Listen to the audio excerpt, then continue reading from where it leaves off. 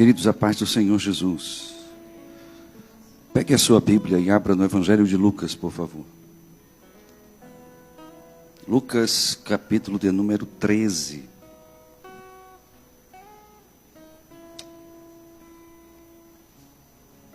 Evangelho de Lucas, capítulo de número 13, por favor.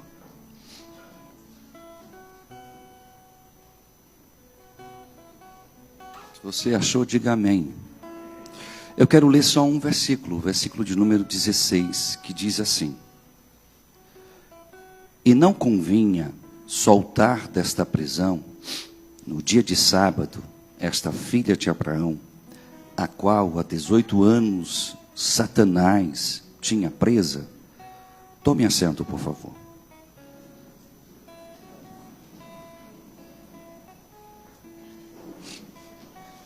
Eu já preguei nesse texto aqui na igreja. Mas essa manhã, muito cedo, esse texto, a história desse texto mexeu muito comigo. E eu decidi parar para ler novamente o texto. E é como sempre. A Bíblia é o único livro que eu conheço que tem a capacidade de se renovar todos os dias. É incrível como eu sirvo a Jesus há 28 anos. Não vou dizer aqui se já li uma ou duas, ou quantas vezes a Bíblia, mas posso dizer que todas as vezes que leio, é incrível como o mesmo texto você consegue encontrar algo novo para a sua vida. E é interessante como outras pessoas, às vezes lendo o mesmo texto, veem coisas que você não viu. Isso é uma das provas infalíveis de que há uma inspiração divina sobre esse texto. Mas como eu disse, eu já preguei uma vez esse texto, utilizando todo o contexto dessa história e usando os 6 a 7 versículos que compõem a história desta mulher. Não é este o meu objetivo nesta noite. Eu quero mesmo me deter neste versículo aqui. Mas é óbvio que você não vai entender o que eu vou falar se eu não contextualizar porque eu escolhi este verso para nós estarmos ministrando nele nesta noite. Essa é uma história de uma mulher que não conseguia olhar como nós olhamos para a vida. É a história de uma mulher que tinha um problema na coluna e que a fazia caminhar encurvada o tempo todo. A perspectiva de olhar desta mulher para o céu, por exemplo, é totalmente diferente da minha e da sua. Para que você possa olhar para cima e encontrar esse céu maravilhoso que Deus fez durante um dia ensolarado, você só basta levantar os olhos. Esta mulher não. O tempo inteiro ela estava cabisbaixa. E para olhar para cima ela tinha que fazer todo um manejo no corpo para tentar enxergar de forma lateral aquilo que Deus fez. O olhar dessa mulher e a forma como ela olhava era diferente de como nós olhamos. E imagina agora a vida dessa mulher, que não conseguia cozinhar como você cozinha, não conseguia caminhar como você caminha. Para uma mulher desta cozinhar, ela precisava de um banco. A cozinha, ou aquilo que na época era a espécie de fogão que eles utilizavam, aquele lugar onde se assava ali as comidas, tinha que ser muito baixo, para que ela pudesse ter uma condição mínima de manejar aquilo. Na história dessa mulher, quando você vê, as pessoas normalmente não nascem desse jeito. Isso vai acontecendo por alguns motivos que são variados. E dentre eles, a própria forma como você caminha, o descuidado com a coluna, os pesos que você carrega, muitas vezes inclinando o corpo para frente. A Bíblia não fala de como que essa mulher ficou encurvada, mas fala que por 18 anos ela estava assim. A Bíblia não diz que ela nasceu desse jeito. Então, se ela não nasceu desse jeito, como quando a Bíblia quer dizer que a pessoa nasce com um problema, ela vai falar como fala do cego, que de nascença já existia com as visão alterada. Quando você olha para essa mulher, o contexto dela não era uma mulher que nasceu com esse problema, com essa deficiência. Ela adquiriu isso com o passar dos anos. Então, em algum momento da vida dela, era uma pessoa normal como eu e você, olhava, brincava, andava e fazia absolutamente tudo que eu e você fazemos. Mas alguma coisa na vida dessa mulher aconteceu que a curvatura da cervical dela mudou e ela passou a ficar encurvada. E tudo mudou ao redor dela. A começar que quando uma mulher ou um homem tinha esse tipo de problema na coluna, as pessoas olhavam para ele com um olhar meio ruim, porque era uma pessoa que provavelmente tinha sido amaldiçoada. E aquela vida de maldição que aquela pessoa estava carregando poderia afetar quem estava ao redor. Nas sinagogas daquela época, as mulheres ficavam desde já separadas por um pano dos homens. Os homens ficavam de um lado, as mulheres ficavam do outro. Já havia uma acepção natural naquela época entre o gênero masculino e o gênero feminino. Agora, para as pessoas que estavam doentes ou tinham alguma paralisia, a acepção era maior ainda. Porque essas pessoas, elas ficavam à margem da sociedade, literalmente. A casa delas era isolada, a comunidade delas era isolada. As pessoas olhavam para ela na rua vindo, desviavam o caminhar, porque não era bom estar perto de uma pessoa que carregava no próprio corpo uma maldição, no conceito judaizante da época. Mas o texto diz que essa mulher, ela vivia por 18 anos nessa condição, e se você parar para pensar, a dor que essa mulher tinha fisicamente falando na coluna devia ser absurdo. Eu tive um problema de hérnia de disco, e era muito difícil treinar, era muito difícil fazer alguns exercícios, era muito difícil às vezes até caminhar, porque a dor me jogava numa cama e era uma dor insuportável. Precisei fazer alguns procedimentos médicos para aliviar e depois fazer alguns procedimentos que lá na academia a gente conseguindo ajustar um pouco ali a região da musculatura melhorou. Mas é uma dor insuportável. Agora imagina essa mulher que sentia essa dor de manhã, de tarde, de noite, enquanto dormia, e quando andava, quando cozinhava, para onde ia, era uma dor insuportável. Porque o tempo todo o centro gravitacional dela estava alterado, a cabeça que mantém esse centro gravitacional no lugar para o corpo e a coluna se manter ali ereto, era jogado para frente e todo o peso era distribuído de forma errada e a dor vinha. E era uma dor insuportável, você pode ter certeza disso. Não era à toa que essa mulher frequentava a igreja da época. Não era à toa que essa mulher era fidedignamente presente na casa de Deus daquela época. Mas para aquela mulher, se você vê, viver, ou o simples fato de viver, já era um problema. Porque olhando para ela, viver era motivo de dor. Mas uma coisa me chama a atenção, e é interessante que isso acontece, porque quem passa muito tempo em sofrimento, veja se eu estou errado, quem passa muito tempo na dor, do sofrimento, na tristeza, na depressão, na opressão, quem passa muito tempo sofrendo por alguma coisa, se acostuma com a dor, se adapta a ela, cria meios de lidar com ela. Tem pessoas que uma micro dor de cabeça faz a pessoa entrar em parafusos, em desespero, corre para a farmácia, toma alguma coisa porque aquela mini dorzinha está ali causando um sofrimento absurdo. Porque acontece esporadicamente. Mas tem pessoas, por exemplo, que têm fibromialgia, que é uma dor no corpo inteiro, que criam mecanismos para lidar com essa dor, porque a dor é insuportável e é em cada parte do corpo, não é num pedacinho do corpo. Mas eu já percebi que pessoas que têm problemas com dor e com sofrimento ao longo desses anos servindo a Deus, que se moldam a essas dores, de alguma forma elas se acostumam a viver desse jeito. Elas meio que se adaptam, Kai, à vida do sofrimento. Então, você olha para elas, elas estão sorrindo. Você olha para elas, elas até brincam com você. E às vezes estão ali truando de dor por dentro, meu patrão, mas estão ali vivendo aparentemente como todo mundo vive.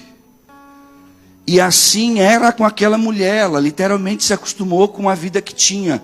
Uma forma péssima de vida, uma forma horrível de se viver, mas de alguma forma ela se acostumou. E detalhe, pior do que você se acostumar com o sofrimento, com a dor, com a depressão, com a tristeza lá no mundo, é você conviver com a dor, com o sofrimento, com tudo que é de ruim, dentro da casa de Deus. Porque há uma incompatibilidade entre Deus e as coisas ruins. Deus não comunga, não caminha nesse mesmo lado e nesse mesmo caminho. A ideia da igreja na terra é que ela fosse o hospital para as pessoas, o local onde você encontraria refúgio para a sua alma, aonde alguma coisa aconteceria na sua vida que mudaria a história da sua vida. Você, a partir do momento que frequenta esta casa ou aquela casa de oração, a ideia é: ali eu encontro alívio, ali eu encontro uma palavra que me traz a paz, ali eu encontro o renovo, ali eu me renovo espiritualmente e caminho novamente. A ideia é que a gente vá para a igreja e dentro dela uma mudança aconteça. Mas quando nós estamos acostumados com o sofrimento, com a dor, a gente já não entende o motivo real de estar dentro da casa de Deus. Sabe por quê? Porque passamos aí para a igreja pelo hábito e pelo costume de estar nela. Então eu vou para a igreja porque hoje é domingo. E é interessante, porque com certeza essa mulher, de alguma forma, fazia de tudo para se encaixar no mundo. Imagina que você vive uma mulher já encurvada numa sociedade machista, numa sociedade que separa, secciona mesmo pessoas que tinham enfermidade ou doenças. E nessa sociedade você precisa se encaixar para poder comprar no mesmo lugar onde os outros compram, para poder comer no mesmo lugar onde as pessoas comem, para poder ter acesso às mesmas coisas que as pessoas têm. Então você precisa se encaixar e se modelar ao mundo ao redor de onde ela vivia. E com certeza essa mulher, para estar dentro da sinagoga, ela teve que vencer primeiro em si mesmos os seus próprios problemas. Ela teve que olhar para si e dizer assim: vamos lá, deixa eu botar aqui a roupa, que eu vou para a sinagoga, lá vai estar cheio, e vai todo mundo de novo me olhar. Vai todo mundo dizer assim: lá vem a pobre coitada, lá vem a amaldiçoada, lá vem aquela que nada na vida deu certo, lá vem a solteira, lá vem a solitária, lá vem a oprimida. E ela tinha que se vestir, porque ela ia, pelo hábito já de estar na casa de Deus, ela tinha que estar nesta casa de oração. Então ela ia para lá, e ela tinha que se vestir de alguém que era normal, que entrava na sinagoga como qualquer outra pessoa, que estava fazendo o que qualquer um fazia. E isso não é muito diferente dos dias atuais. Porque quando eu olho para aquela mulher que provavelmente por fora ela parecia ser uma pessoa normal, mas que por dentro, com certeza, eu imagino essa mulher chegando em casa e tirando aquela túnica, tirando aquela roupa e tirando aquela máscara de que está tudo bem, aquela máscara de que está tudo jóia, e podendo ser só ela mesma ali dentro daquela casa, triste, dolorosa, em sofrimento. Como era um alívio para a alma dela não precisar mais fingir que estava tudo bem quando não estava. Nós vivemos hoje no pior momento da humanidade quando se fala aparência. Hoje nós vivemos envolto a filtros e mais filtros que demonstram o que nós não somos e aparentamos ter o que nós não temos, para poder ouvir os elogios falsos das pessoas das quais nós nem gostamos. E isso é interessantíssimo, porque todo mundo faz isso hoje.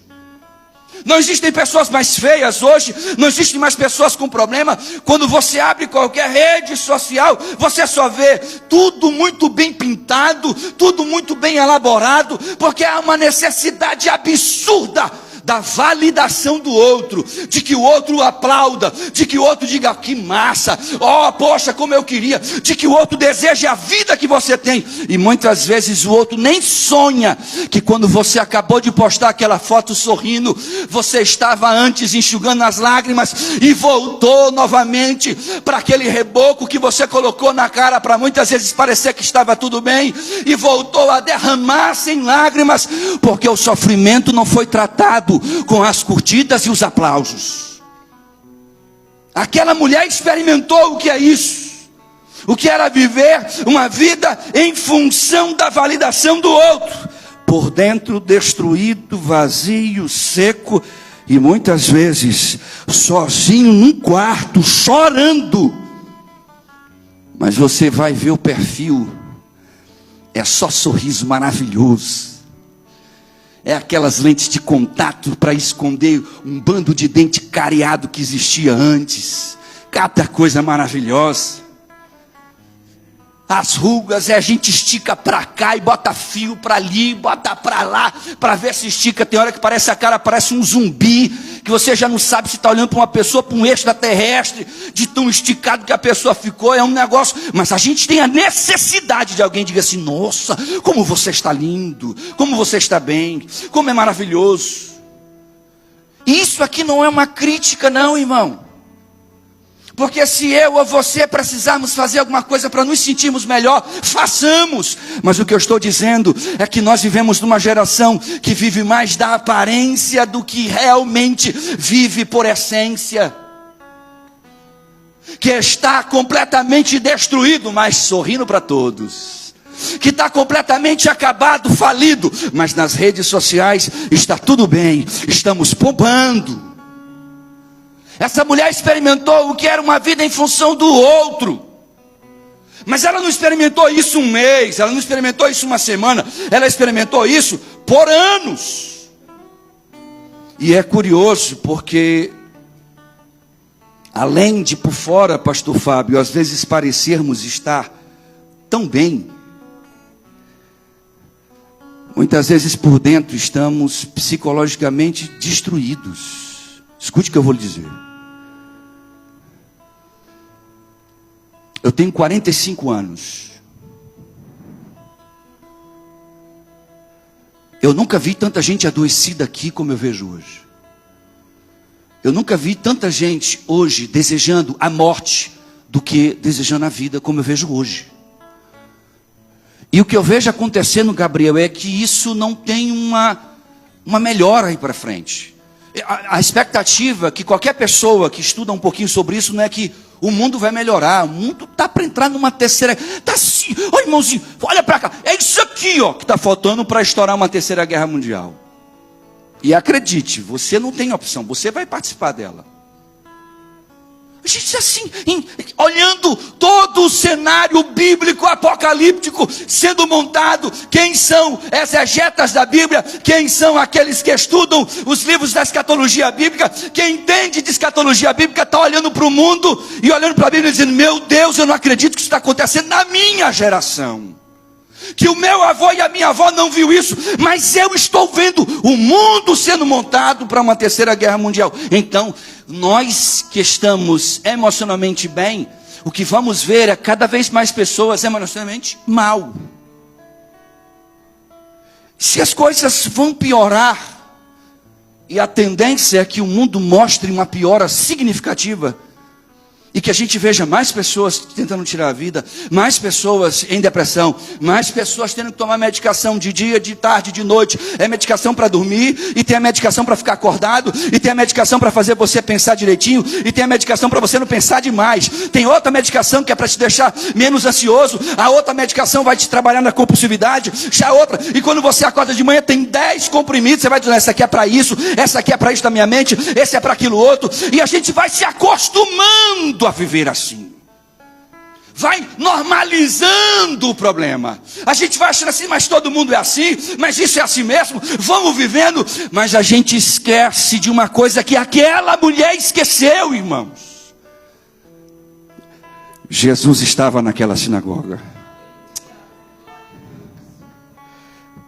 e acredite, Jesus não nos quer assim. Jesus não tem interesse que vivamos assim. Jesus não quer que vivamos assim. É por isso que Jesus foi naquela sinagoga. O texto diz no versículo 12 que foi Jesus que viu ela. Ou que a viu, para ficar bonito aqui gramaticalmente. Foi Jesus que a viu, não foi ela que viu Jesus. E por que será que ela não viu Jesus? Porque uma pessoa que entra dentro de um lugar assim, irmão, não vê nada, só vê chão.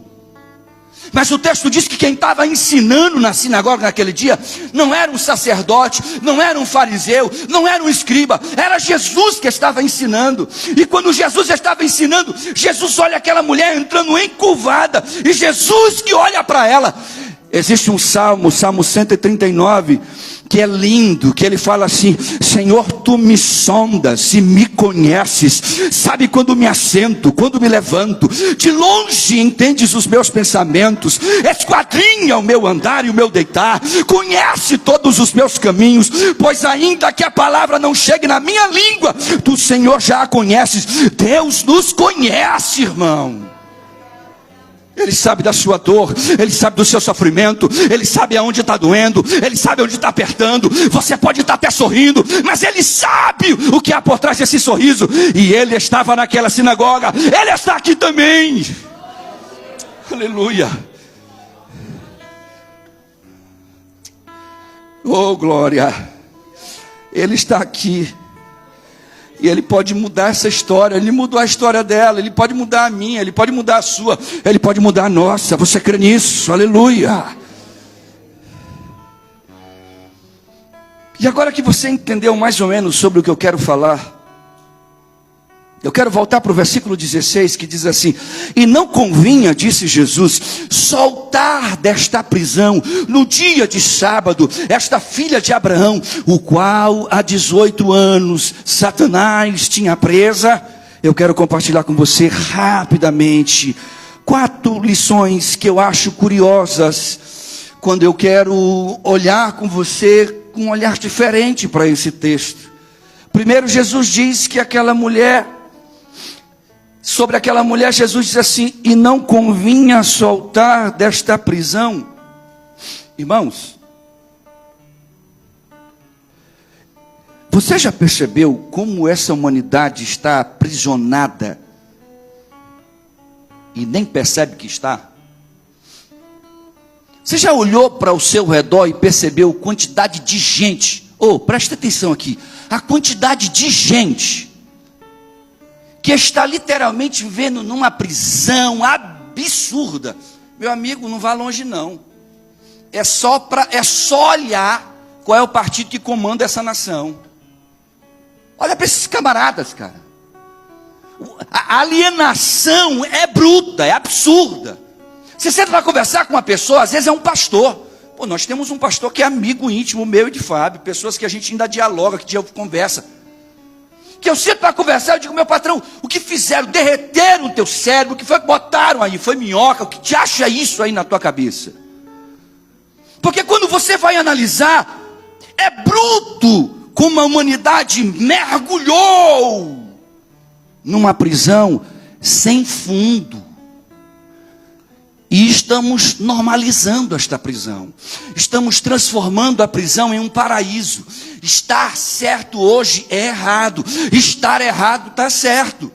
Convenientemente, aquilo que é bom não é bom. E aquilo que é ruim é bom. Então hoje, lutar contra o crime é errado. Ser criminoso é top. Hoje, não fumar um baseado ou não se drogar é careta, é doidice, está perdendo a oportunidade. Ser maconheiro e estileiro, meu irmão, então você é aceito aqui na nossa comunidade. É por aí vai. E nós estamos normalizando, porque as pessoas estão vivendo numa prisão, em uma vida de prisão, de sofrimento, e o que elas não estão entendendo é que o aumento desta depressão, o aumento dos transtornos desenvolvidos na mente das pessoas, o aumento da dor emocional que as pessoas estão sentindo no seu psique, na sua alma, é por causa desta maldita prisão. Eu vi uma vez um filme, E uma velhinha diz uma coisa que ela é muito inteligente naquela fala. Porque ela fala que o mundo da escravidão do pecado, é como uma prisão de porta aberta. E dentro dessa prisão você tem tudo o que você deseja. Você tem lá as suas séries especiais, você tem o que quiser para comer, você tem o que quiser para se prostituir, você tem o que quiser para se vestir. Então você olha ao redor e diz, para que eu vou querer sair do negócio desse? Está maravilhoso aqui, está ótimo. O grande problema é que um belo dia alguém passa a chave na porta da prisão e tudo que era aparentemente bom cai e é retirado de você. E nesse dia você entra em desespero e diz, cadê a minha alegria? Era falsa. Cadê o meu sorriso? Era só uma invenção. Cadê todo aquele momento bom que eu curti? Foi só por aquele momento. Agora é sofrimento real. E as pessoas começam a desejar a morte. Ah, eu quero morrer. Ah, eu quero morrer, eu não aguento mais viver, eu preciso morrer. Quando você olha para a igreja daquela época, a mulher que estava ali dentro daquela igreja, ela estava na sinagoga, dentro da casa de Deus, mas vivia aprisionada. Tem alguma coisa errada, meu irmão? Como é que eu estou dentro da casa de Deus, num único lugar, em tese que tem as chaves das portas do céu, e dentro desta casa eu estou aprisionado? Quando você olha para aquela mulher, ela me faz refletir e pensar quantas pessoas não têm vivido uma vida de prisão, de sofrimento, de dor, de depressão, de lamento, de tristeza. E às vezes, Fabinho, até frequentam igrejas, até participam delas, mas aprisionados por Satanás se encontram. Sabe uma coisa que é curioso, e eu volto a repetir, vou repetir isso várias vezes, que apesar daquela mulher estar aprisionada dentro daquela igreja na época chamada de sinagoga, dentro daquela sinagoga Jesus também estava, aleluia. E sabe por que eu faço questão de frisar que Jesus estava dentro daquela igreja, como Jesus também está dentro dessa igreja, está dentro das outras igrejas, e tentando fazer aquilo pelo qual ele veio? A primeira epístola de João, no capítulo 3, versículo 8, diz assim, aquele que pratica do pecado é do diabo, porque o diabo peca desde o princípio, mas o Filho de Deus se manifestou para destruir as obras do diabo.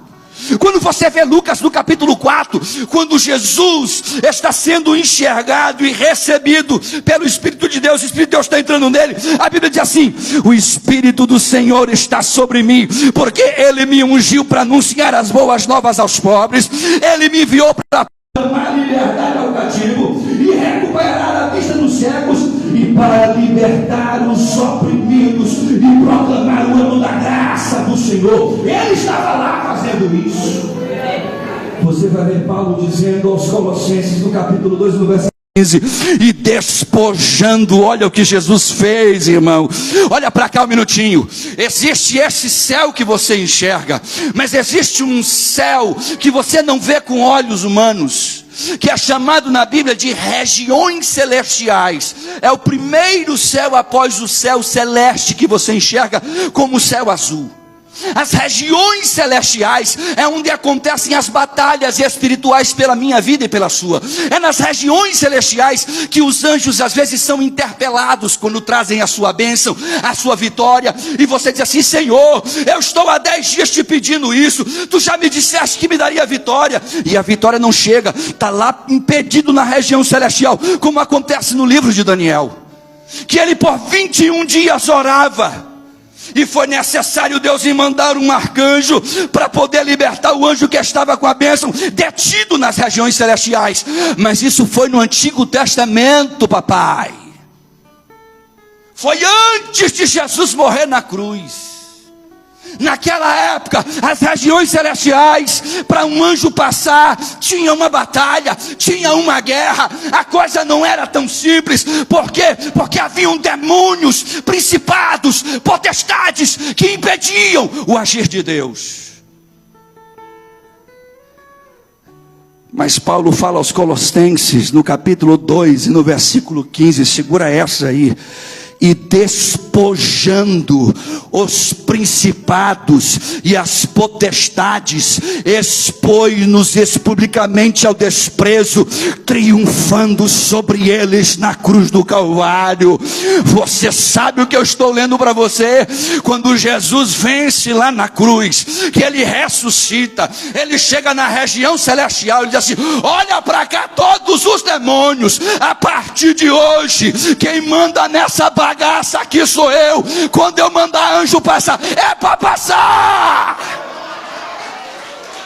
Ele fez isso. E sabe, aqueles demônios principados mais fortes, autoritários, quem tu pode? Ele diz assim: você está vendo aquela cruz? Eu paguei o preço, eu morri, eu sofri, e agora todo joelho se dobrará. Pode se dobrar. Aleluia. Este é o Jesus que estava na sinagoga, é o Jesus que está aqui, é o Jesus que olha para a prisão. Não importa o tamanho dela, não importa se você está acorrentado nas mãos, nos pés, se arrancaram e cegaram os teus olhos, que você não enxerga mais a verdade, não importa se aprisionaram a tua voz e você não consegue mais falar nada. Jesus é libertador, e Ele tem poder para mudar. Aleluia. Quando Pedro chega na casa de Cornélio e começa a falar sobre Jesus, em Atos dos Apóstolos, no capítulo 10, no versículo 38, Pedro diz assim a Cornélio: Deus ungiu Jesus de Nazaré com Espírito Santo e poder, e andou por toda parte fazendo bem, curando todos os que estavam, escute isso, Ele não foi curando alguns, Ele não foi curando os que davam, Ele não foi curando os que podia, aquele que dava certo. Pedro diz assim: curando todos que estavam sob o poder do diabo, porque Deus estava com ele. Não existe poder ou prisão emocional, física, espiritual que possa ficar de pé diante de Jesus. Não existe prisão na mente, não existe prisão no corpo que pode ficar de pé diante de Jesus, porque Ele é libertador. Aleluia! Oh glória! Jesus veio nos tirar dessas prisões, irmãos. Quantos podem dar glória a Ele nessa noite? O texto segue dizendo uma coisa curiosa. O texto diz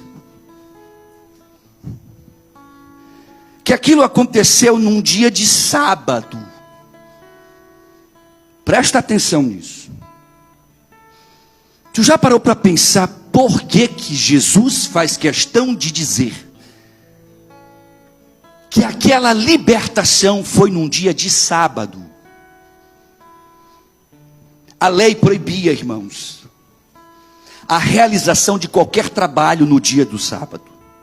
Se você ler Êxodo 20, versículo 10 e Deuteronômio capítulo 5, versículo 14, ficou constituído que nenhum tipo de trabalho poderia ser feito durante o dia do sábado. Então, para aqueles que eram rabinos daquela época e que construíram ao longo dos séculos antes de Jesus a Mishnah e o Talmud, aqueles que foram construindo aquilo que conhecemos como a lei oral, por exemplo, antes de Jesus, que vinham passando e explicando as leis dos filhos, para os netos, para os bisnetos, de geração em geração. Eles interpretaram que fazer qualquer tipo de remédio no dia de sábado era contra a lei de Deus, porque te obrigava a manusear, a trabalhar. Então, por conta disso, você não poderia usar desse ofício da medicina no dia de sábado, a não ser exclusivamente naquilo que a lei dizia. Em caso de morte, você poderia ajudar. Não era o caso daquela mulher. Aquela mulher não estava morrendo, ela já estava 18 anos assim, ela já estava de boa com o problema. O problema e ela já eram parceiros. Ela e a dor, o sofrimento, a tristeza, a opressão e tudo mais de ruim que ela carregava, era meu amigo íntimo, papai. Não era o problema dela. Por isso que houve uma indignação absurda. Em Lucas no capítulo 13 você vai ver que aqueles que estavam na sinagoga, quando veem Jesus curando a mulher, se levantam com raiva, porque naquele dia não havia uma urgência a ser tratada no conceito humano. Quando você olha para essa questão do dia de sábado, os rabinos definiram que há 39 categorias de atividades proibidas no Shabat. Chama-se Melachot. Melachot é um conjunto de 39 coisas das quais você não poderia, em hipótese alguma, fazer no sábado. E quando você olha para os judeus, você vai ver que Jesus estava curando a mulher, contrariando a Melachot daquela época. E as pessoas ficaram sem entender, porque Jesus estava tentando ensinar que o homem não foi criado por causa do sábado. Foi o sábado que foi criado por causa do homem. A ideia de Jesus era que aqueles homens entendessem que o Shabat, o sábado, não era um dia que tinha sido criado porque as pessoas tinham que parar de viver. Era o contrário disso. Era um dia que foi criado para que as pessoas parassem para viver na presença de Deus. Aleluia. Em nossos dias, obviamente, por vários motivos que até o próprio Jesus faz um pouco disso, ou seus apóstolos constituem essa mudança, nós trocamos o sábado pelo domingo. Isso é bíblico até. Eu não vou entrar aqui no mérito da questão, porque eu compreendo muito bem isso é muito bem elaborado na minha cabeça e no meu propósito. Mas em nossos dias o domingo se tornou por costume ser o dia onde nós paramos para servir a Deus. É ou não é assim? Você está aqui, você não apareceu por aqui na escola dominical ontem, porque não era domingo. Você não veio na quarta no culto de ensino, porque não era domingo. É domingo, é o dia que você para fazer aquela média com Deus. É o dia de Deus, é o dia que eu tenho que separar para Deus. Via de regra, as pessoas se acostumam a fazer isso. Não é só aqui não, papai. Os católicos fazem a mesma coisa. Passa a semana inteira bebendo, fazendo doidice, pirando. Quando é no domingo, está lá na missa. Amém, irmão. Tudo bonitinho. A gente só faz uma coisa diferente muitas vezes, porém igual a eles. Não é esse o propósito. Escute o que eu vou lhe dizer. Preste atenção nisso, porque isso é importante. Nós paramos o dia de domingo para nós cultuarmos a Deus, porque esperamos de alguma forma que esse seja o dia em que a gente se encontra com Deus. O pastor Fábio, quando orou aqui no início da oração dele, no púlpito, era pedindo que Deus manifestasse da sua graça, da sua glória. A Rainara, quando estava orando, muito eloquentemente, falava também: Senhor, vem manifestar aqui, vem curar, vem libertar. Quem deseja isso, levanta a mão e diga glória a Deus. Nós desejamos isso. Nós vamos para a igreja com este fim, com este propósito. Não, eu vou para a igreja porque eu quero ouvir uma palavra. Eu vou para a igreja porque eu quero sair de lá renovado. Mas infelizmente nós nos acostumamos com a igreja. Então ir para a igreja é porque é domingo, é dia de ir para a igreja. E aí alguns de nós vai para a igreja, mas a gente fica tão incomodado que volta e meia a gente tira o celular, porque a cabeça está longe, a gente conecta ali e fala com uma amiga: ei rapaz, daqui a pouco a gente se encontra aí, peraí, está acabando. Ixi, é o pastor que ainda pregar, ei meu patrão, segura mais um pouco, que o cara fala mais de hora, meu irmão. Ainda faz isso. Mas deixa eu lhe dizer uma coisa. Quando Deus criou o Shabat, escute isso, Ele criou um dia para você parar, para andar na presença dEle. Ele criou o Shabat com a ideia de que você ia parar e deixar de olhar para as suas lutas diárias, para o seu trabalho, para a necessidade de pagar os boletos a contas, para você parar e dizer assim: não, hoje eu vou navegar na presença deste Deus. O nosso domingo é como se fosse o Shabat daquela época.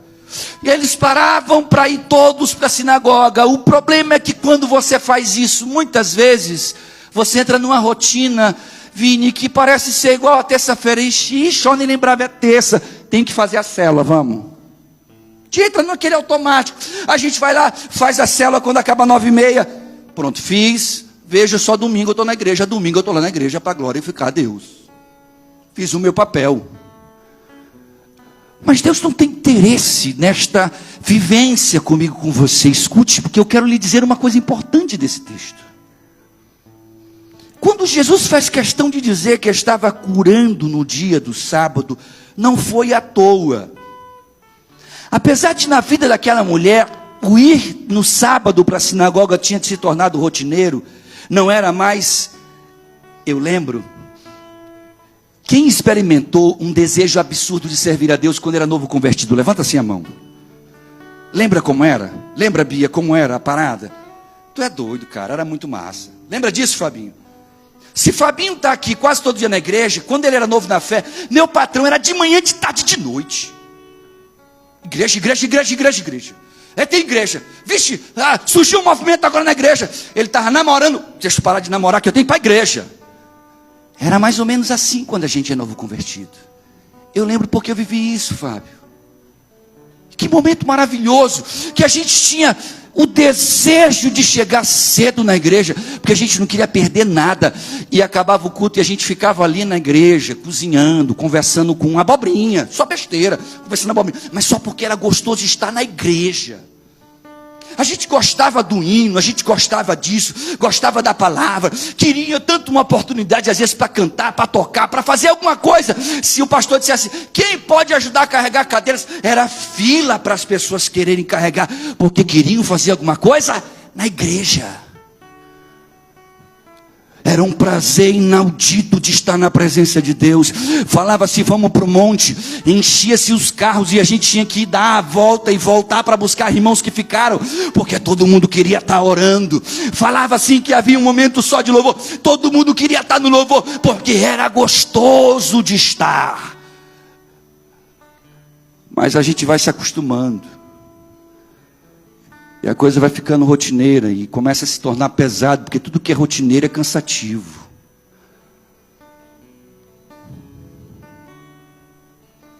Deixa eu lhe fazer uma pergunta, e eu não quero que você me responda essa pergunta. Você já sentiu a presença dele depois que você entrou aqui? Você já percebeu que ele está aqui? Já notou que ele estava aqui antes de você chegar?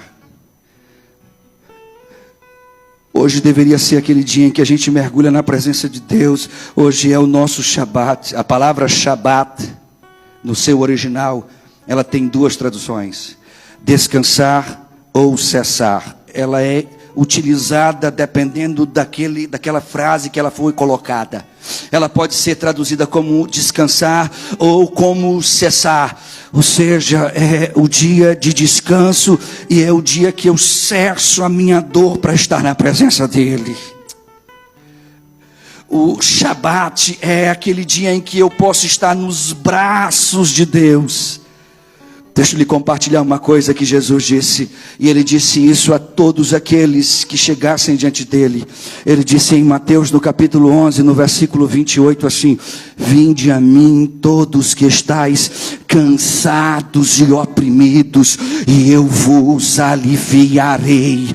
Tomai sobre vós o meu jugo, e aprendei de mim, que eu sou manso e humilde de coração, então encontrareis Shabat. Então encontrareis Shabat.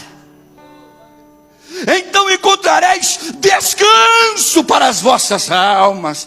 Hoje é aquele dia que você tinha que estar descansando nele, se alegrando com ele, estando pulando na presença dele, adorando a ele, porque ele é digno, aleluia. Oh, glória. Quando eu olho para essa questão do descanso, há um salmo, Salmo 91, o versículo 1 diz assim: aquele que habita no esconderijo do Onipotente, à sombra deste Onipotente, irá fazer Shabat. Irá descansar, meu irmão. Você está com dor, está cansado, está sofrendo. Você chega na sombra dele e encontra um descanso, encontra renovo, encontra alegria. Mas pastor, mas e a minha dor? Ela passa. Mas e a tristeza? Ela pula na presença de Deus. Por quê? Porque há Shabat na presença dele. Há descanso, há descanso, há descanso para você, aleluia. E assim como Jesus chegou num Shabat para mudar a história da vida daquela mulher, para dar um novo significado, adore a Ele, Ele está aqui. Hoje é o seu Shabat, hoje é o seu Shabat, hoje é o nosso Shabat, irmão. Hoje é o dia, Marcos, que a gente adora Ele, que a gente exalta Ele, que a gente pega os problemas assim, fica de lado aí, porque hoje é o dia de exaltar o nome dEle. Aleluia. E ele já estava aqui para isso, glória. Ele já estava nessa sinagoga, aleluia. Terceiro, o texto que nós lemos no início desta ministração fala que era uma filha de Abraão. Eu não deveria também soltar das garras de Satanás esta filha de Abraão, que há 18 anos estava aprisionada, disse Jesus. Ele chama ela de filha de Abraão, papai. Escute o que eu vou lhe dizer, que eu quero que você saia daqui sabendo disso. Você sabe o que significa ser filho de Abraão? Em Gênesis, no capítulo 22, no versículo 18, Deus disse para Abraão: em ti serão benditas todas as pessoas da terra. Você sabe o que é ser bendito? Você sabe o que essa palavra carrega? Ela carrega sobre si, dentre várias características, uma em especial: você nessa terra é diferente para o bem. Como assim, pastor? Explica melhor. Quando a Bíblia diz que Deus chega para Abraão e diz assim: em ti, ou seja, através da tua geração, por meio da tua descendência, serão benditas todas as pessoas desta terra. Ele está dizendo: você viverá em abundância, você terá saúde, você será abençoado, a planta do teu pé estará abençoando aquele local. A maldição tem que se afastar, o problema tem que correr, porque você é bendito. Uma pessoa bendita é aquela cujo nome, quando é citado, causa alegria. Lá vem fulano, que maravilha, está chegando assim, coisa boa, porque você é bendito. Uma pessoa bendita é aquela que alguém, quando está com problema, diz assim: procura fulana, vai lá na casa de ciclano, ele é uma bênção, ela é uma bênção, ele é bendito, ela é bendita, aleluia. Ela carregava a promessa de bênção sobre a vida dela, mas vivia uma vida amaldiçoada. Escuta, presta atenção. Você quer sair daqui diferente como entrou? Diga amém. Então presta atenção nisso. Essa mulher carregava sobre ela um selo, uma marca. Ela era uma filha de Abraão.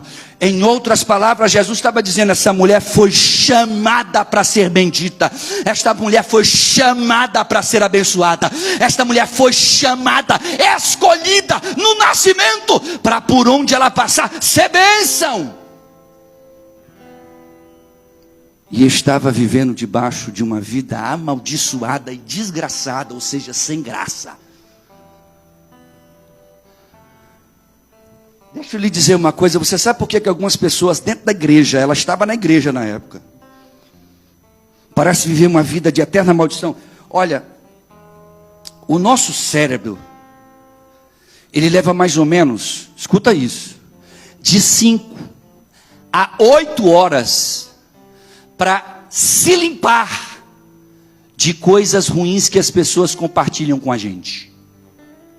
Escuta só. Se eu chego para o Fábio e conto uma bênção, ele se alegra comigo, ele pula, ele salta. Mas aquilo ali, depois de 5 minutos, passou. Mas se eu chego para Fábio e digo assim: Fábio, tenho que te contar um problema. Cara, estou passando um momento difícil. Meu Deus, a minha luta está um problema, é muito complicado. Tu não sabe o que eu estou passando. É muita luta, pastor Fábio. Ele vai levar, sem saber, para eliminar do cérebro dele tudo o que eu joguei e vomitei de 5 a 8 horas do dia dele. Ele sai pesado de perto de mim. Ele sai exausto. Por isso que quem é psicólogo sabe, a gente aprende na faculdade técnicas para deixar tudo dentro daquele gabinete, ou tudo dentro daquele consultório, ou tudo dentro daquela clínica, para não levar, porque a gente sai dali carregado, meu patrão, só de problema. Ah, porque tu não conhece a minha luta, porque é muita dor, porque é problema, porque é dificuldade, porque blá, blá, blá. Você sabe por que algumas pessoas na igreja parecem viver uma vida de eternas maldições? Primeiro, e grava isso, porque muitos não sabem que carregam o selo da promessa de Deus. Muitos não sabem, e porque não sabem, não tomam posse. Tem muita gente aqui me olhando e me assistindo, que não tem noção de que quando Deus fez você vir para a terra, lá no ventre da sua mãe, Ele selou e disse: vai ser meu, vai ser minha.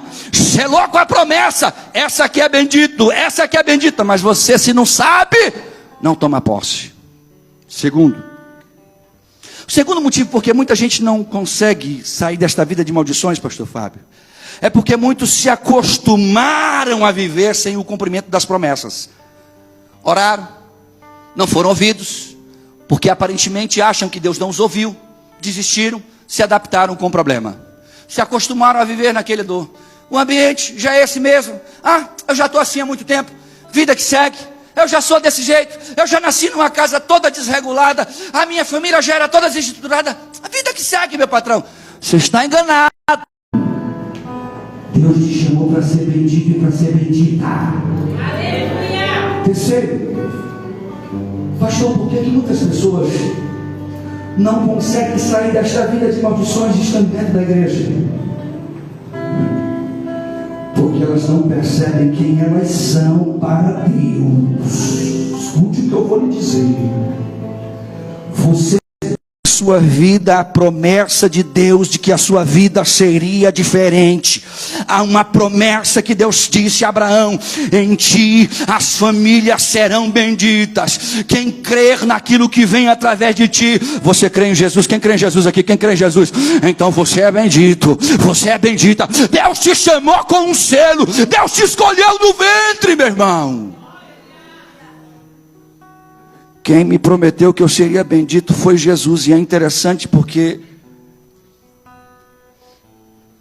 se nem Jesus aceitou que aquela mulher, que era uma filha de Abraão, vivesse daquela forma,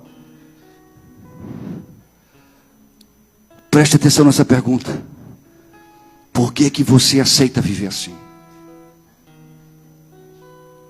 Hoje é aquele culto para você refletir e pensar assim: por que eu tenho que viver essa vida miserenga que eu estou vivendo? Por que eu tenho que viver essa vida que eu estou vivendo de dor, de sofrimento, de luta? Peraí, mas Deus não me chamou para ser bendito? A gente tem que começar a se auto-entender, ter uma autocompreensão de quem somos, ter uma autovisão, olhar para si mesmo e dizer assim: peraí, mas Deus me chamou para ser bendito. A Bíblia diz que eu sou bendito, a Bíblia diz que eu sou bem-aventurado, a Bíblia me chama de filho do Altíssimo. Você não é um filhinho qualquer, não. Você é filho do Deus Criador dos céus e da terra. E você sabe o que é interessante? Deus criou o universo, criou o sol, criou as constelações, criou todos os planetas, criou todas as estrelas, o sol, a lua. Ele criou todos os animais, criou toda a natureza. Ele é o mais poderoso, porque ninguém é e se iguala a Ele. Ele é o Todo-Poderoso. E a Bíblia diz que este Todo-Poderoso, que esse poder inaudito, incompreensível, Ele habita dentro de você. Ele habita dentro de mim. Então como é que a dor vai me vencer? Como é que o sofrimento vai me vencer? Como é que o problema vai me vencer? Diga para o seu problema: aquele que está em mim é maior. Aleluia. Exaltado seja o nome do Eterno. Na sinagoga da sua vida Ele está aí, aleluia. Você é filho de Abraão, você é filha de Abraão. Eu já vou encerrar. A última parte do texto que nós lemos diz uma coisa muito interessante. E eu encerro aqui. O texto diz assim: Nazaré, que por 18 anos, aquela mulher, ela foi aprisionada por Satanás dentro da casa de Deus. Foi fora não, papai, era dentro. Os números para os judeus, irmão, toda vez que apareceu um número na Bíblia, não sei o que 12, não sei o que 15, se apareceu 13 rejeita, mas os restos dos números, presta atenção que é coisa de Deus, meu irmão. Coisa séria que você tem que levar a sério, porque isso é sério. Os números para os judeus têm um significado muito forte, pois cada letra no alfabeto hebraico representa um número, corresponde a um número. Então, quando os números são unidos, quando você vê o número 18, você precisa procurar na gemátria, que é a matéria que estuda isso, que estuda a numerologia cabalística dos judeus. Por que que a Bíblia cita certos números? Não é à toa que a Bíblia cita certos números. Toda vez que você vê um número aparecendo, você tem que entender o que ele significa no hebraico, aquele número. Quer ver só um exemplo? Quem lembra da mulher do fluxo de sangue de Marcos, capítulo 5? Lembra daquela mulher que tinha fluxo de sangue? Ela cruza com a história de uma menina que por 12 anos ela sofria. A menina tinha 12 anos e morre. E ela era uma mulher que por 12 anos sofria. Quando você vai fazer a gemátria desse número, você descobre que a palavra, ou o número 12, significa, na numerologia bíblica, equilíbrio, harmonia e ordem.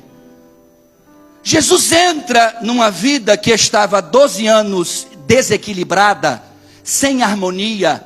Jesus entra numa criança, na vida de uma criança que com 12 anos morre, perde o equilíbrio, perde a harmonia da vida, e ele vai lá e muda a história. Aí o texto faz questão de usar o número 12 duas vezes, porque o número 12 representa equilíbrio, harmonia, totalidade. E Jesus entra na vida das duas e diz assim: peraí, deixa eu trazer equilíbrio para esse negócio, vem aqui. Como é que é o teu problema? 12 anos sofrendo, acaba hoje. O problema acaba hoje, porque eu te quero equilibrado nesta terra. Mas a minha filha morreu, o desequilíbrio chegou na casa, o desespero, não há mais harmonia. Vamos embora mudar isso, ressuscita. Talita cumi, levanta-te, menina, levanta, porque é o dono da vida que está falando. Oh, glória. Quando você olha para a história e vai ver a gemátria da história do tanque de Betesda, quando você vê lá em João, no capítulo de número 5, você vai ver que existia uma história de um camarada que estava há 38 anos paralítico. Mas no tanque de Betesda, o tanque tinha 5 entradas, e o texto faz questão de dizer assim: e o tanque de Betesda tinha 5 entradas. O número 5, pastor Fábio, quando você vai estudar, ele simboliza a graça de Deus. Jesus não precisava citar que o tanque tinha 5 entradas. Bastava ele dizer que o paralítico estava lá no tanque de Betesda. Acabou, todo mundo já sabia. Mas ele faz questão de dizer assim: e havia 5 entradas. E o camarada, o número 5, na numerologia cabalística bíblica, representa a graça de Deus. Um camarada estava há 38 anos, olhando para as 5 portas, olhando para aquilo que podia se tornar a graça, tendo acesso à graça de Deus, e não entrava. Quando você vê o número 38, o texto dizendo que ele há 38 anos, todos os estudiosos que vão estudar a gemátria desse número, sabem que em Deuteronômio, no capítulo 14, no capítulo 2, versículo 14, diz que Israel passou 38 anos, depois você pode pesquisar, no deserto, sofrendo, passando muitas lutas, muitas dificuldades. E aí você vê Jesus aparecendo 38 anos depois, na vida de um paralítico, e dizendo: levanta daí e anda. Assim como o deserto para Israel cessou com os 38 anos caminhando, e eles entraram na terra prometida, na Canaã prometida, naquilo que Deus tinha. Jesus entra na vida deste homem e diz: ele tinha também 38 anos. Vamos mudar isso hoje, porque eu tenho a graça para mudar. Mas quando a gente vai voltando para a história da mulher, que é o que me interessa, eu só te dou dando exemplos da gemátria bíblica. Quando a gente vai estudar a história, a Bíblia diz que ela por 18 anos estava aprisionada por Satanás. É um contrassenso. E sabe por quê, filha?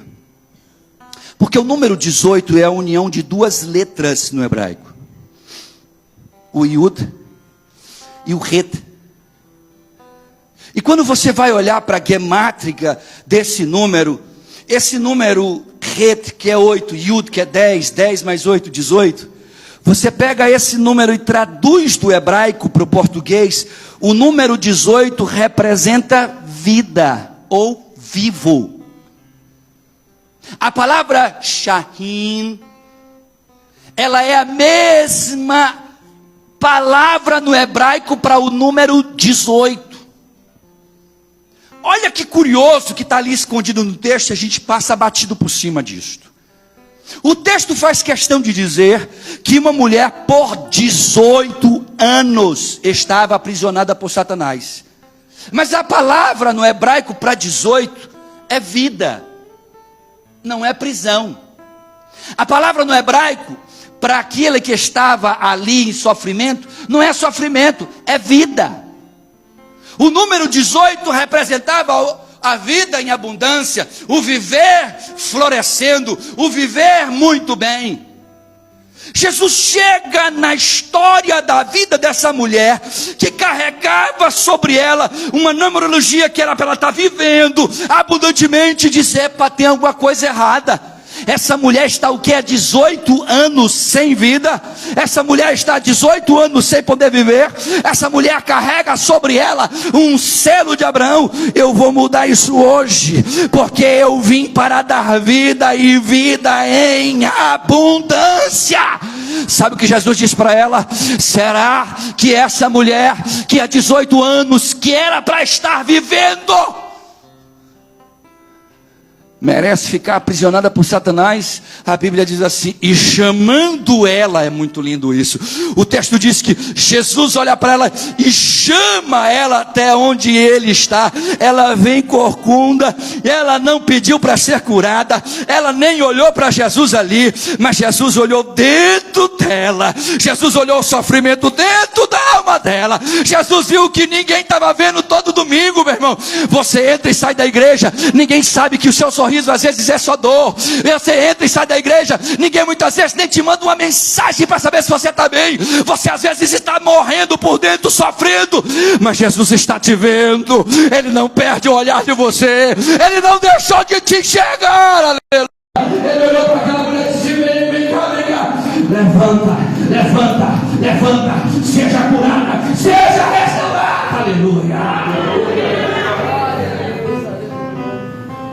Que história é essa que tu carrega o número 18 na vida, que representa a vida, e está vivendo uma vida de prisão, de sofrimento? Não se acostume a andar assim. Não aceite viver de cabeça para baixo. Não aceite o julgamento e o jugo de Satanás. Veja quem está na sinagoga. Jesus estava lá, Jesus está aqui também. Aleluia. Oh, glória. E é interessante porque tem uma curiosidade. O texto diz que não foi ela, eu até falei isso no começo, mas eu quero só rapidamente entrar nisso. O texto não diz que não foi ela que viu Jesus, até porque ela não tinha nem como ver, ela olhava para baixo. Foi ela quem viu Jesus. Sabe uma coisa que a vida me ensinou? Muita gente me pergunta, muita gente me pergunta. Um dia eles vão aprender a nem perguntar mais, porque a resposta sempre é a mesma. Como é que o senhor está, pastor? Qual é a minha resposta? Está tudo bem. O que adianta eu te dizer: pastor, meu filho, tu não sabe, eu estou em sofrimento? Para quê? Que é capaz de dizer assim: eu também, pastor, vamos embora chorar juntos. E aí eu falo: está tudo bem, você ficar com vergonha de dizer que está tudo mal, você dizer: está tudo bem também, pastor. E aí a gente estica o rosto, bate uma foto, está tudo bem. Mas deixa eu lhe dizer uma coisa que é interessante. A Bíblia, ela é repleta de versículos que ilustram uma crença de que Deus realmente nos vê como somos, não como aparentamos ser, Fernandinha. Ele nos olha lá dentro. Ele olha por trás do sorriso. Ele olha por trás daquele olhar. Sabe? Ele olha lá dentro. O Salmo 33, o versículo de número 13 diz assim: do céu olha o Senhor e vê todos os filhos dos homens, da sua morada observa todos os habitantes na terra, aquele que forma o coração de todos eles e que contempla tudo que há nos seus corações.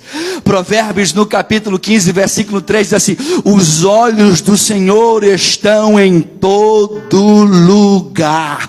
Jeremias capítulo 16, versículo 17 diz assim: pois os meus olhos estão atentos a todos os seus caminhos, eles não estão encobertos diante de mim. Gênesis no capítulo 16, versículo 13, quando Agar achava que para ela já era, a Bíblia diz assim: e ela chamou o nome do Senhor que falava com ela, e ela disse: tu és o Deus que me vê. Hebreus no capítulo 4, versículo 10 assim: e não há criatura que não seja manifesta na sua presença, pelo contrário, todas estão descobertas e patentes aos olhos do Senhor. Salmo 139 que eu li diz: Senhor, tu me sondas, tu me conheces, sabe quando me sento, quando levanto, de longe penetras os meus pensamentos, esquadrinha o meu andar e o meu deitar, e conhece os meus caminhos. Você tem um Deus que te conhece.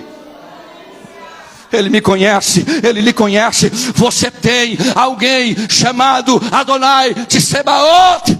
E sabe o que é interessante? Quando Agar estava no deserto, que o texto diz assim: e chamei-te pelo nome. No original é El Roi. Você sabe o que é El Roi? Quer dizer, o Deus que tudo vê. Ela estava sozinha, foi expulsa por um crime que ela não cometeu. Ela só estava sendo obediente à sua dona e pagou o preço de sair de casa para viver com o filho no deserto. Deus que tudo vê, olha para a injustiça, se revela para ela. Ela chama El Roi, dizendo: você é o Deus que me viu. Quando todos me abandonaram, Ele te viu. Quando todos te negaram, Ele te viu. Quando todos não te entenderam, Ele te viu, meu irmão. Esse é o Deus que estava na sinagoga naquele dia. Ele está aqui também, aleluia. Esses textos me dão uma convicção de que Deus não só nos olha, Miquias, mas Ele nos conhece lá. Ele conhece a gente por dentro. Sabe quando a gente se maqueia, que a gente parece, tá, eu estou maravilhoso. Deus olha lá dentro da alma e vê o choro da alma. Sabe quando você veste lá a sua camisa roxa, comprada no Atacadão Itareque, junto com o pastor? Promoção, pague uma, leve duas. Por aí lá do chinês, né? Quando você olha e pensa que as pessoas, elas não podem te ajudar, e escute. Quando eu cheguei no culto hoje, eu ia dizer, eu reinei dizer isso para o pastor Fábio, mas eu fiquei com vergonha de dizer para ele. Talvez ele não entendesse. Eu ia pedir assim: pastor Fábio, não ore por mim quando você for me apresentar. Especificamente hoje. E ele ia ficar achando estranho, e talvez ele pudesse dizer: não vou fazer isso, que ele não vai entender. Mas eu queria que ele não tivesse orado, para eu mesmo orar por mim, para no final desta mensagem, como eu cheguei, eu dizer para você, que muitas vezes, Edivone, é só você e Deus. Que muitas vezes, Marcos, é só você e Deus. Ei, irmão, muitas vezes, é só você e Ele. Mas sabe o que é massa? A gente está no meio de um monte de gente, de um monte de pessoas. Aquela mulher estava no meio de um monte de gente, cada um preocupando com o seu, preocupando consigo mesmo. Mas Jesus estava lá vendo ela. Como às vezes Ele vê você, como às vezes Ele me vê, como às vezes Ele vai lá na nossa alma e diz assim: tu pensa que tu me enganas, eu estou te vendo, eu estou te enxergando, eu estou te olhando. Oh Senhor, me socorre, eu estou aqui. Oh Senhor, me ouve, eu estou te ouvindo. Oh Senhor, me ajuda, eu estou te ajudando. Você só não está vendo, mas eu estou na frente, eu estou na sinagoga, é eu que caminho, é eu que faço, é eu que dou vida em abundância. Você só está de pé por causa dele, aleluia. Canamaço de Camanaia. Oh, aleluia.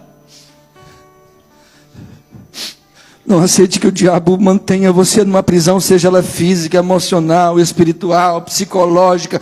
Não aceite. Eu quero pedir que você se coloque de pé em nome de Jesus. Escute o que eu vou lhe dizer. Jesus nos chama para sermos livres, irmãos. Ei, olha para cá. Eu não sei quem viveu essa parada, eu vivi isso. Eu acho que outras pessoas também viveram isso. Teve uma época, Marcos Paulista, da nossa vida, que a gente, quando dizia assim, vou para a igreja, cara, a gente botava a melhor roupa que poderia se ter. Não era por causa dos outros, era porque a gente ia se apresentar para Deus. A gente se preocupava se estava aparecendo isso, se não estava aparecendo aquilo, se estava daquele jeito, se não estava. Porque a gente queria que Deus, quando a gente chegasse na presença dele, ele nos olhasse e disse assim, muito bem, parabéns. A gente ficava agoniado, às vezes brigando com a esposa, brigando com o menino, vambora, o culto está para começar, eu quero estar lá na hora que o culto começar, eu quero estar no começo, eu quero estar no começo, eu quero estar no começo. Gabriel, quando tinha uma oportunidade, que o pastor dizia assim, nós vamos ceder uma oportunidade para um irmão trazer uma palavra. Minhas mãos e os pés já estavam levantados assim, eu quero. Não sabia falar nada, não sabia dizer nada. Subia muitas vezes aqui, lia um texto tremendo mais que uma vara torta, e trelia, e saía, e o pastor ficava olhando assim, coitado desse menino. Mas havia um desejo de chamar a atenção de Deus. Havia um desejo, Vinícius, de que Deus me olhasse, de que Deus me enxergasse naquele culto. Eu não estava nem aí. Quando eu dobrava o meu joelho, eu chorava, eu gritava, eu dava glória a Deus. Era no meio do culto da mensagem. Às vezes a mensagem tinha nada com nada, e eu estava lá, oh glória. Tinha gente que olhava assim e dizia assim, esse menino é doido. Só pode ser doido. Por que ele está dando glória? Mas eu não estava dando glória nem porque eu estava ouvindo, é porque eu estava sentindo Ele, eu estava sentindo a graça dEle, eu estava sentindo o renovo dEle, eu estava sentindo que Ele estava ali dentro, eu estava sentindo que foi Ele quem me libertou, foi Ele quem me chamou para ser bendito, foi Ele quem me chamou para ser bem-aventurado, foi Ele quem te chamou deste mundo de trevas. Caramanabasúbia, Aramanto debe a cabanaço. Oh, glória! Havia um desejo, um impulso, uma vontade. Eu preciso fazer a obra, eu preciso fazer a obra. Chegava a fim, quantas vezes eu chegava do campo missionário cansado, esgotado, 3 dias no meio do mato, evangelizando, com missionário, desbravando lugares. Chegava cansado. Só o caco, Nasa. Pastor Edmilson ligava e dizia assim, irmão Júnior, o senhor chegou? Cheguei. Irmão Júnior, não sei o que eu faço. O que foi, pastor? Não tem um missionário fulano? Tem, eu acabei de vir de lá. Senhor, aconteceu um problema com ele. Eu estou indo para a convenção, não sei o que eu faço, não sei. Pastor, não se preocupe com nada. Vá para a convenção. Chegava em casa, tomava no banho, botava a roupa suja, botava outra roupa dentro da malinha. Segue para o campo missionário. E eu ia com uma alegria, eu ia com um tesão, com um prazer, com uma vontade, porque eu sabia que eu estava indo por causa dele, para a glória dele. Quinta-feira era um ensaio lá na igreja. Eu nunca tive a oportunidade de cantar, de tocar, de fazer nada, porque em todos os testes que eu fiz, eu era reprovado. Não sabe cantar, solto, não nasceu para cantar. E tinha uns que eram bons, e diziam assim, olha, você tem até talento. Mentindo para mim, você tem talento, mas melhora um pouco mais, faz uma escola de música. Disse assim, sai fora, não dá para ti. Era isso que ele queria dizer. Então eu ia para o ensaio na quinta-feira, porque quinta-feira eu não estava fazendo nada, Kylie. E tinha ensaio na igreja, e eu ia para a igreja. Eu ficava lá atrás, sentado, olhando os irmãos ensaiando. Eles cantavam, erravam, acertavam, cantavam, erravam. Quando eles cantavam, acertando, eu estava cantando com eles lá atrás. Quando eles erravam, eu errava com eles também. Mas eu estava ali, porque era uma alegria de estar na casa de Deus. Quem experimentou isso um dia? Seja sincero comigo. Quem experimentou isso um dia? Do prazer de estar na casa dele. Você lembra disso? Como era gostoso? Mas aí vem as prisões. E a gente vai ficando que nem essa mulher. A gente vai perdendo tesão. A gente já não se preocupa muito com a roupa que a gente vai vestir para Deus. Não importa se eu estou imoral, se eu estou moral, se eu estou bem vestido, se eu não estou. A gente começa a não se preocupar muito com o que Deus pensa, com o que Deus acha. A gente começa a se preocupar com as pessoas. Então eu já me visto para ficar bonito, para fulana não falar de mim. Porque eu sei que ela vai me olhar. A gente já se veste, já pensando no que o outro vai falar, no que o outro vai pensar. A gente olha para o relógio, o culto começa às 7 horas, é 7h01 e a gente está em casa, tentando levantar para tomar banho, para se vestir, para ir para o culto. Vai ter oração, vai ter uma reunião na casa dos homens. E aí o líder precisa estar mendigando, quem pode ir, quem pode ir, quem pode ir. Não desista disso. Deus escolheu, Deus chamou, faça.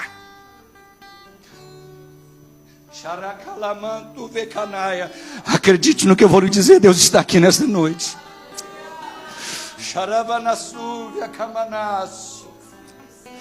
E como eu sinto Ele, e Ele está falando conosco, Ele está dizendo, por 18 anos, ela parecia ter vida, mas não tinha, mas ela foi chamada para ter vida, e vida em abundância na presença deste Deus. Era para viver alegre, era para viver adorando, era para viver saltando, era para ter prazer no louvor, era para ter prazer na oração, era dobrar o joelho e ter o prazer. Eu estou na presença deste Deus, eu estou na presença deste Deus.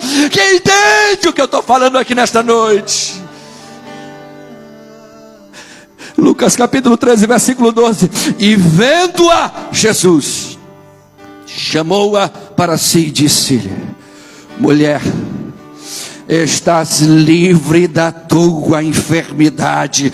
A mulher nem pediu. Deus faz desse jeitinho, meu. A mulher nem pediu. Mas Jesus olhou para ela e disse assim: hoje acaba o teu problema, hoje acaba a tua dor, hoje acaba essa história de andar cabisbaixo, hoje acaba de andar olhando para o passado, para o sofrimento, olhando, tendo que tomar e viver em cima de remédio, porque se não tomar remédio não vive. O Jesus da sinagoga está aqui, aleluia. Ele não mudou, Ele é o mesmo. E você sabe o que a Bíblia diz? Meu Deus do céu, Fábio, alguns de nós nos acostumamos com a igreja de tal forma que a gente vive no mundo e na igreja, no mundo na igreja, no mundo na igreja. Às vezes a igreja e no mundo, e às vezes no mundo na igreja.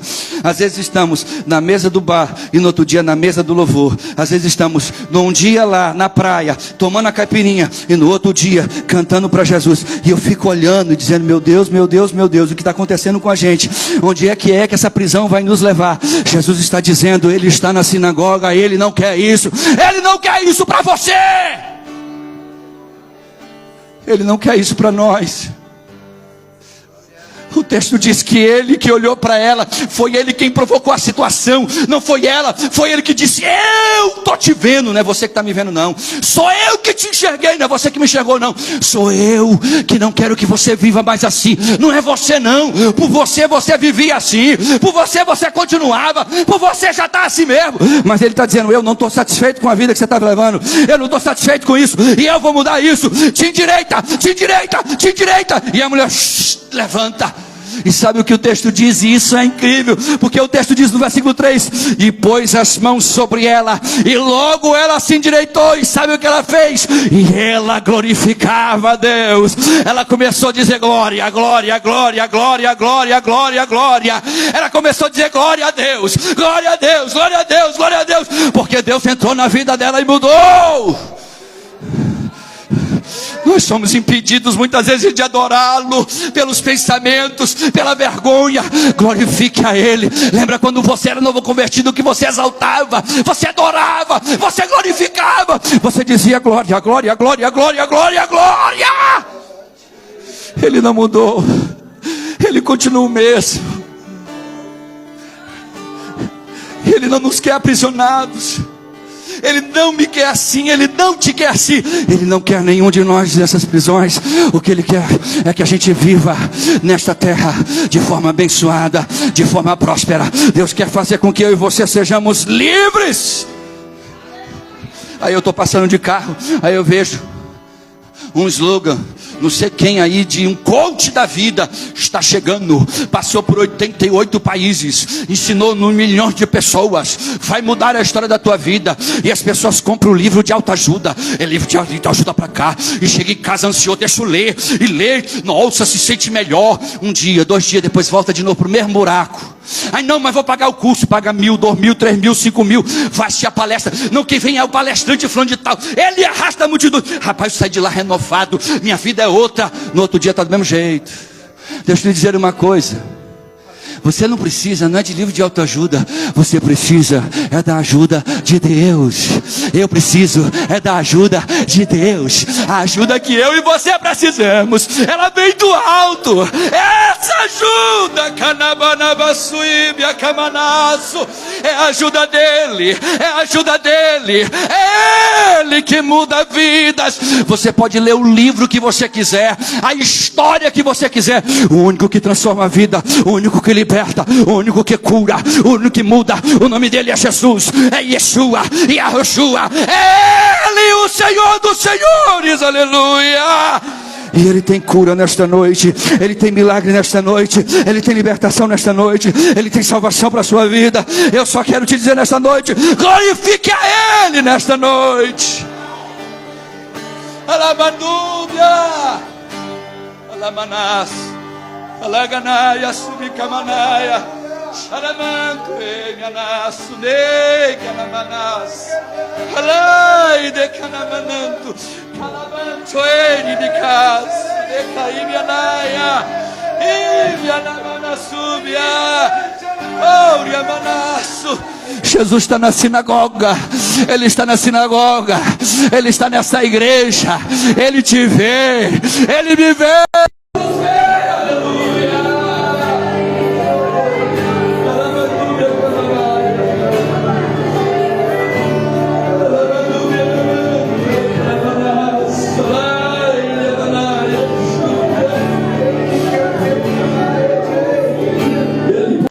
Diz: te endireita, te endireita, te endireita. Ei, Deus nos quer na presença dEle, Deus nos quer na presença dEle, endireitados, de pé, na presença, como soldados, como valentes, como guerreiros, preparados para a batalha, porque o mundo vai entrar na guerra. O mundo vai sucumbir, mas a Bíblia fala que a igreja continuará marchando, a noiva passará, a noiva continuará, porque está na igreja, aleluia.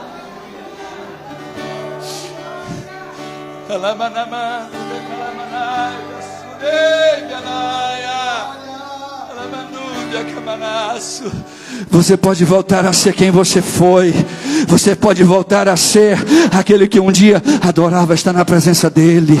Diga para Ele agora: Senhor, me faz como era. Faz de novo, Senhor. Diz: Senhor, faz de novo na minha vida. Traz de novo a alegria e o gozo.